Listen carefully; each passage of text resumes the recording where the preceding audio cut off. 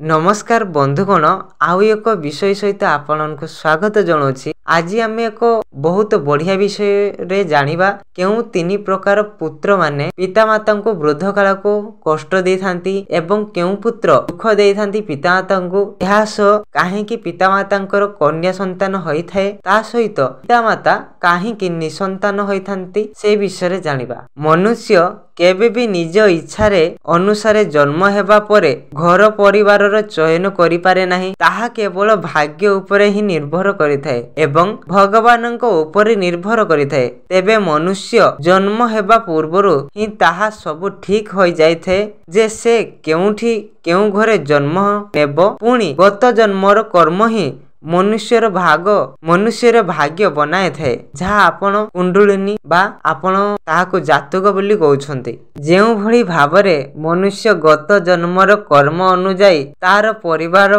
पाई थाए, सेही भली मनुष्य निज कर्म अनुଯାयी ही पुत्र प्राप्ति पाई थांती। शास्त्र अनुଯାयी मनुष्यर गत जन्मर फल अनुଯାयी ही पुत्र जन्म नहीं थांती, जहा विषय रे भगवान श्रीकृष्ण कहिथिबा कथा गरुड़ पुराण रे वर्णित रहिछि। आज आमे जानिबा किपरि कर्म फल द्वारा पुत्र जन्म नहीं थांती एवं केउ पुत्र कष्ट दे थांती पितामाता को। मनुष्यर गत जन्म अनुଯାयी 4 प्रकारर पुत्र प्राय प्राप्ति होई थांती। प्रथम पुत्र हेउछि ऋणबंधक पुत्र, माने जेउ पुत्र माने करज करि थांती अधिक मात्रा रे। पूर्व जन्म रे जदि आपण काहारी किछि क्षति करि थांती किंबा आपण कोनसी प्रकार जदि आपणक संपत्ति काहार नष्ट करि थांती किंबा धारुआ थांती, तेबे एपरि पुत्र आपणकर घरे जन्म नहीं थांती जे होउछि सदा बेले कोनसी रोगरे पीड़ित थांती एवं सदा सर्वदा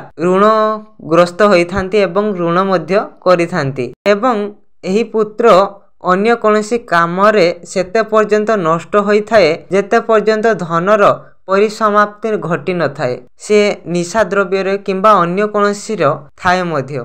एहा परे द्वितीय रे होउची शत्रुपुत्र। जदि पूर्व जन्मरु आपण केही बड़ शत्रु थांती किंबा जिए कि प्रतिशोध नेबा को जन्म नहीं थाए, एपरि पुत्र बड़ हेले निज बापा मांको सह झगड़ा करी पूरा जीवन सेमानंको कोनसी ना कोनसी कष्ट दे थांती। एमाने सेपरि सते पर्यंत करि थांती जेते पर्यंत पूर्व जन्मर हिसाब न होईची। एहा परे आपणक मानक मनरे आसुथुओ कर्मफल एवं केउठार भोग कर जाए एवं नरक केउठी अटे। आपण माने सुनिथिबे नरक होउची स्वर्ग रे रहिछि, जेउठी होउची जम तेल कढ़ारे पकेकी काहाकू एमिति कष्ट दे थांती। देखो जेउठी होउची स्वर्ग सेठी तेल कढ़ा कहीं एवं सेठी शांति रहिबो, कहीं लोक मानका तेल कढ़ारे पकाइकी कर्म फलर भोग दिया जीव।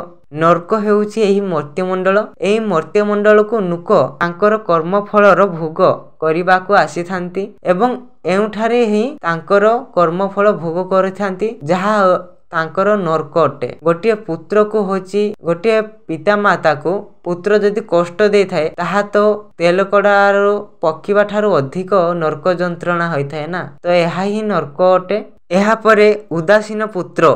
एपरि पुत्र बड़ हेबा परे निज पिता माता सेवा करि न थांती, विवाह करिबा परे बापा मांको ठारू अलगा होई जांती। एपरि पुत्र स्त्री को बुद्धिर चली थांती एवं ससुर घरे घर जुआ परी रही थांती। एहा परे चतुर्थ रे होउची सेवा करुथुबा पुत्र। एपरि पुत्र आपणक पूर्व जन्मर सेवार फल अटे, जे कि एही जन्मर आपणक सेवा करी सेवार करज सुझी थाए।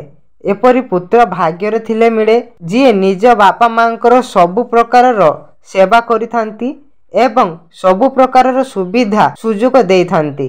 एहा परे कन्या संतान कहीं होई थाए, कन्या संतान जदि आपण माने पूर्व जन्म रे कोनसी नारी प्रति स्नेह देखैथिबे एवं तुमर माँ प्रति स्नेह करिथिबो, तेबे होची कन्या जन्म प्राप्ति होई थाए एवं कन्या जन्म होची तुमर शांति प्राप्ति एवं परमात्मा सहित मिलनर जेमती गोटे कन्या दान करने धर्म होई थाए, सेमिति गोटे कर्म होई थाए। यहाँ परे कन्या माने काहेकि दुख दियंती, पुत्र माने तो दुख दियंती वृद्ध काल को, कन्या मध्य काहेकि दुख दियंती। जदि कौनसी कन्या को आपण पूर्व जन्म रे खराब आचरण किंबा होउची स्त्री को खराब बा कष्ट देथिबे, माँ को खराब आचरण बा कष्ट करिथिए पूर्व जन्म रे तेबे होची कन्या माने ए जन्म रे होची दुख देई थांती निज पितामाता। एहा परे शेषरे जानिबा काहेकि पितामाता निसंतान होई थांती। एहा मध्य पूर्व जन्मर कर्म होई थाए। जेमिति कि पूर्व जन्म रे होची पिता हो कि माता हो जदि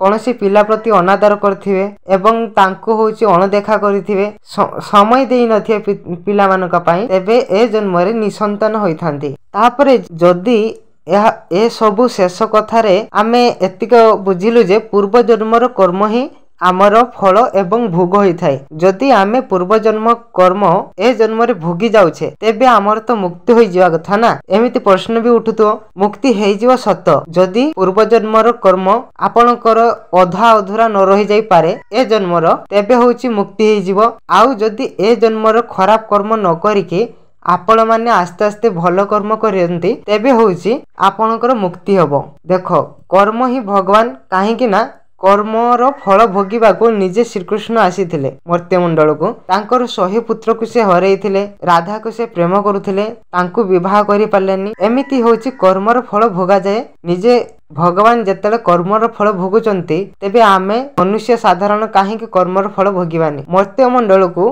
जे शरीर धरिकी आसी एठा होची नरक तेणु से तार कर्म फल एठारे ही भोगिबा को जीव। यहाँ पर कोनोसी डाउट थिले कमेंट निश्चित करंतु। धन्यवाद।